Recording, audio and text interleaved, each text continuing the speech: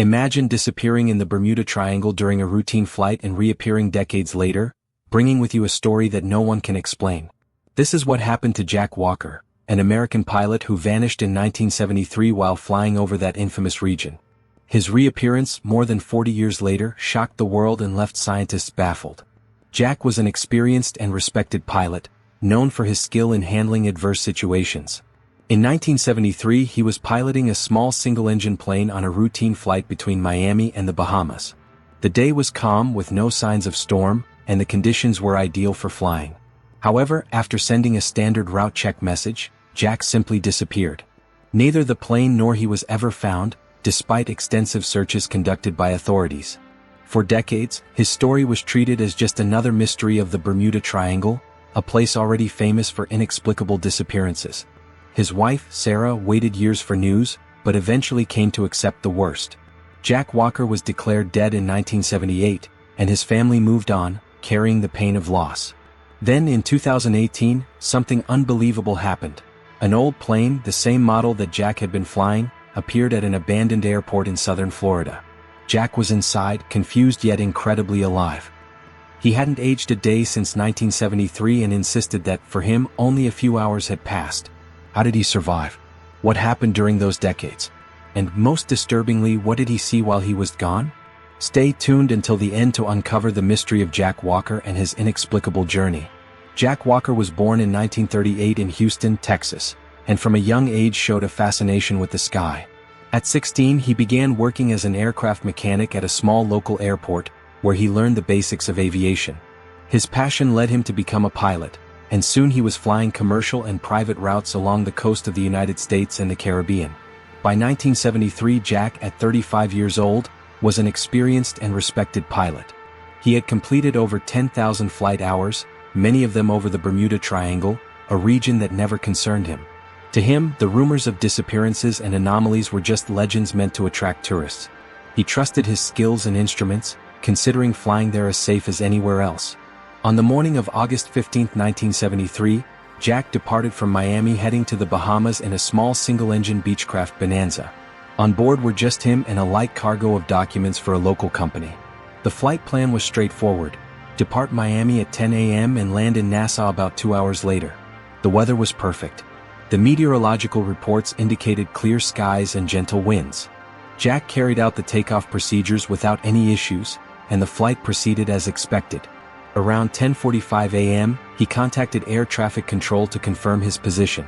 Everything seemed normal, and he was about 30 minutes away from his destination. Then, something unexpected happened. The radar at air traffic control completely lost track of the plane. They attempted to make contact several times, but there was no response. The operators initially assumed it was a temporary communication failure, but as minutes turned into hours, it became clear that something was wrong. An emergency search was immediately launched. Helicopters, boats, and other planes scoured the route Jack was taking between Miami and Nassau, but they found no sign of him or the aircraft.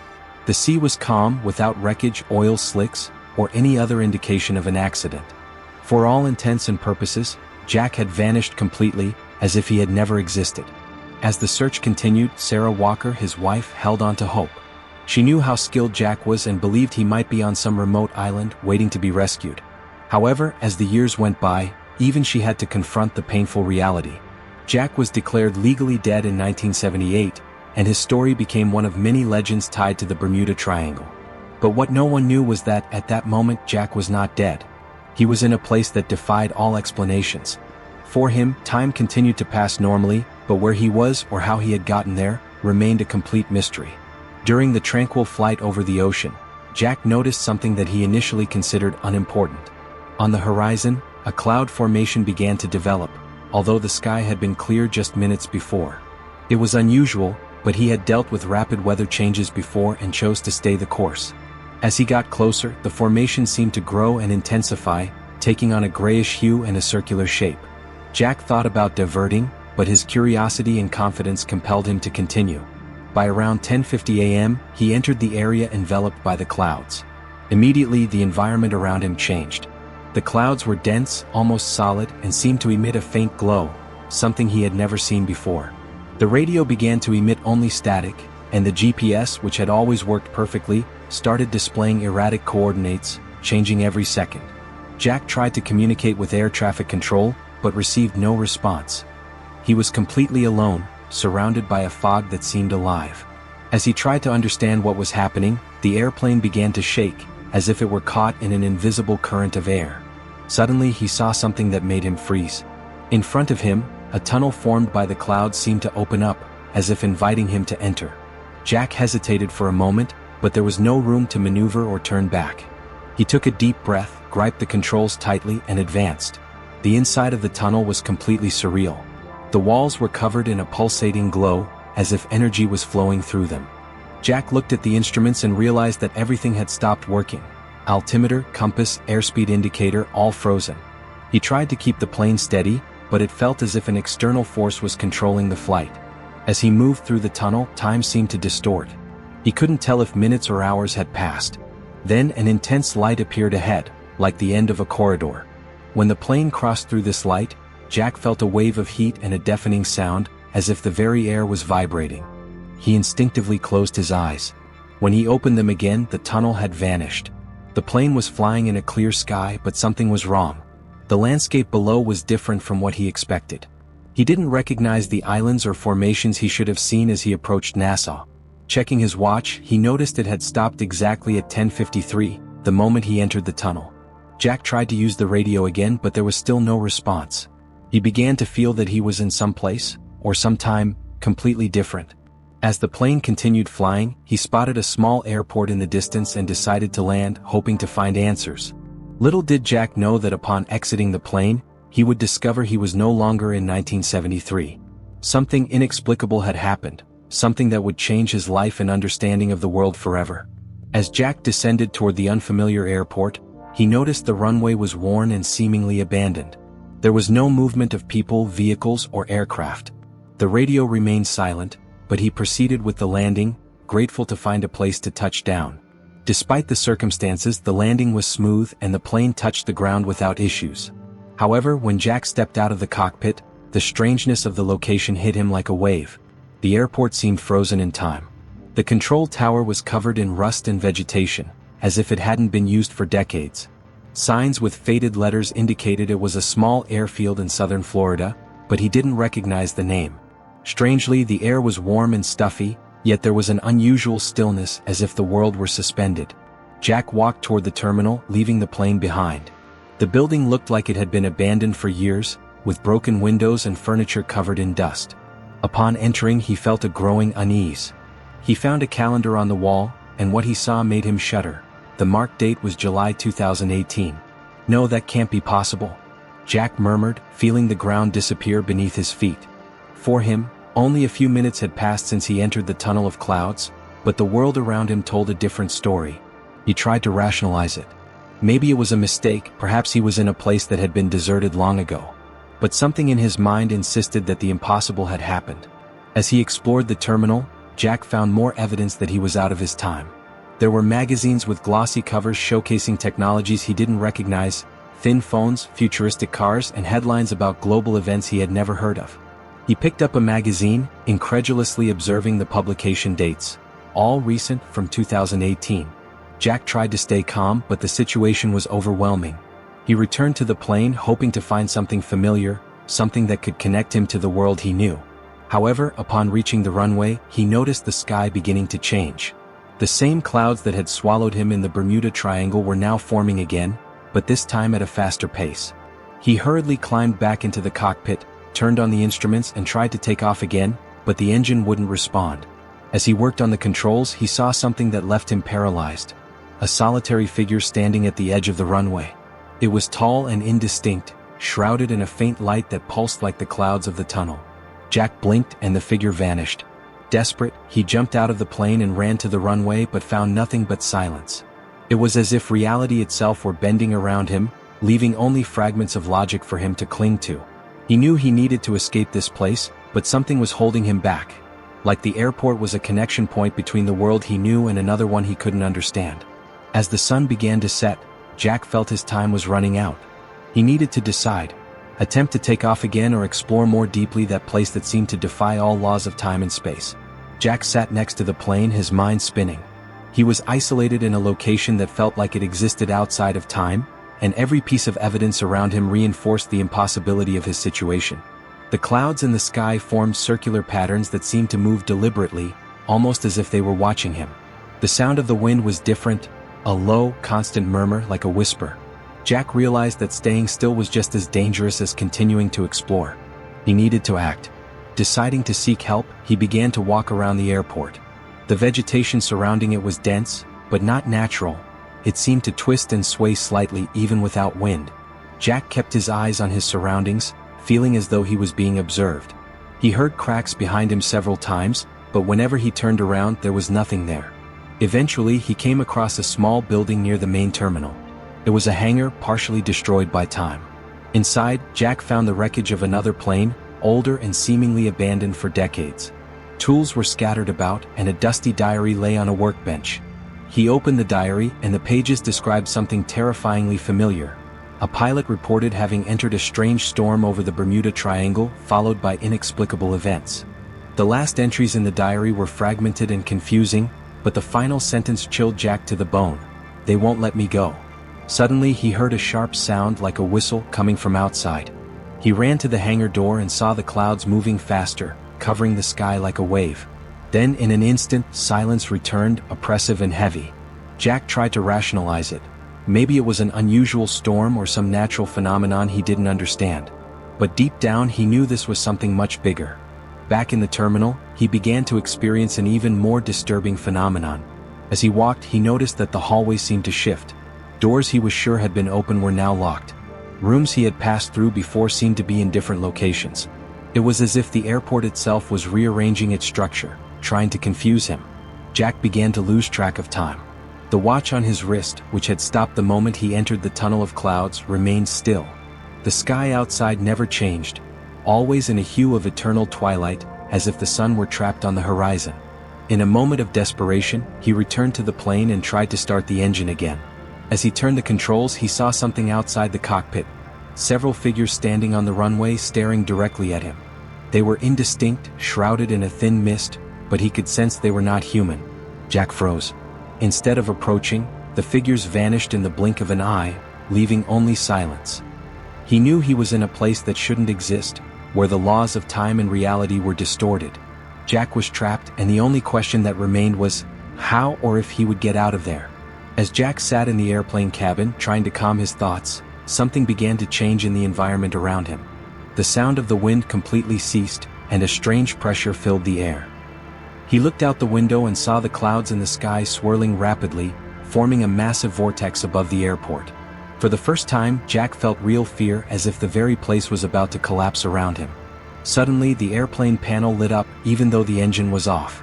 The lights flashed, and the instruments began spinning uncontrollably, displaying impossible readings. The compass whirled endlessly, while the altimeter showed numbers that made no sense. Jack tried to turn everything off, but the controls wouldn't respond. The plane seemed to have a life of its own. The vortex in the sky intensified, and a bright blue light emanated from its center, illuminating the abandoned airport like a beacon. Jack knew something was happening, something he didn't understand, but it felt directly connected to his presence there. He ran out of the airplane, searching for a place to take cover, but the environment appeared to convulse. That's when he saw the shadowy figures again, this time closer, surrounding the airplane and moving slowly towards him. Jack tried to scream, but his voice seemed swallowed by the absolute silence. He didn't know if he was facing living beings or something entirely different. The figures had no defined features, but he could feel their gaze piercing directly through him. The ground began to tremble, and Jack felt an invisible force pulling him towards the airplane. He fought against the pull, gripping onto anything he could, but it felt impossible to resist. The figures remained still, watching as if they were guardians or witnesses of what was unfolding. When the force became unbearable, Jack was yanked back inside the airplane. As soon as his feet touched the cabin, the door shut automatically, and the engines started on their own. The plane began to move down the runway, gaining speed without his control. Jack was trapped, a passenger in what seemed to be a vehicle driven by something beyond his understanding. As it reached maximum speed, the airplane took off, climbing directly into the vortex. Jack watched the world around him distort, colors blending as if he were entering another dimension. The cabin filled with blinding light, and he shut his eyes, feeling an intense heat coursing through his body. Then everything stopped. When Jack opened his eyes, he was once again under a clear sky, with the sun shining above. He looked down and saw the coast of Florida, exactly as he remembered it. The clock on the panel read 10:53, the same moment he had vanished in 1973. Jack landed at a modern airport, where he was immediately surrounded by authorities. He didn't yet know it, but he was in 2018. To him, only minutes had passed, but the world around him had changed forever. As the plane came to a stop on the runway, Jack sensed that something was deeply wrong. He looked around and saw aircraft of models he had never seen before, much larger and more sophisticated than anything from his time. The control towers, vehicles, and even the runway signage looked like something out of a distant future. Still, he opened the plane's door and stepped out, trying to understand where, or when he was. Immediately, airport staff and security personnel approached him. They wore expressions of astonishment, confusion, and in some cases, fear. Jack raised his hands, trying to show that he was not a threat, but before he could say anything, he was surrounded by authorities. A uniformed man stepped forward, speaking to him firmly. "Who are you? And how did you get here?" "Jack Walker, pilot." "I just took off from Miami," Jack replied, still bewildered. But when he saw the man's face harden, he knew his answer made no sense there. He was taken to an interrogation room, bombarded with questions. Where had he been for the last few decades? How had he managed to fly such an old plane? And why did he look like he hadn't aged a day since the day he disappeared? Jack tried to explain, but the story about the tunnel of clouds and the figures on the runway seemed unbelievable even to him. As the officials checked his documents and recorded his account, something became clear. Jack had been officially missing since August 15, 1973. His name was in old files and he had been declared dead 5 years later. But now he was here, alive, with not a single sign of aging, as if time had not passed for him at all. Later, Jack was taken to a hospital for medical examinations. The results shocked the specialists. He was in perfect health, and his biological records confirmed that he was 35 years old, the same age he had been when he disappeared. No scientific explanation seemed to fit. Theories about temporal anomalies and dimensional portals began to emerge, but nothing could be proven. The reunion with his family was bittersweet. His wife, Sarah, had remarried years after his declaration of death. Now elderly, she could hardly believe her eyes, Jack standing before her as if time had frozen. Tears streamed down her face as she touched him, repeatedly asking if he was real. The moment was emotional, but it also left Jack devastated as he realized how much he had lost. As the world tried to process his story, Jack became the center of attention. Scientists, journalists, and curious onlookers sought answers to what had happened to him. Despite this, Jack avoided interviews and turned down invitations for documentaries. He knew that the complete truth was something no one could understand or accept. Deep down, Jack understood that the mystery of the Bermuda Triangle remained intact. He had survived, but he felt that a part of him had never left that place. What he saw and experienced was beyond any logical explanation, but what troubled him the most was the feeling that it wasn't over.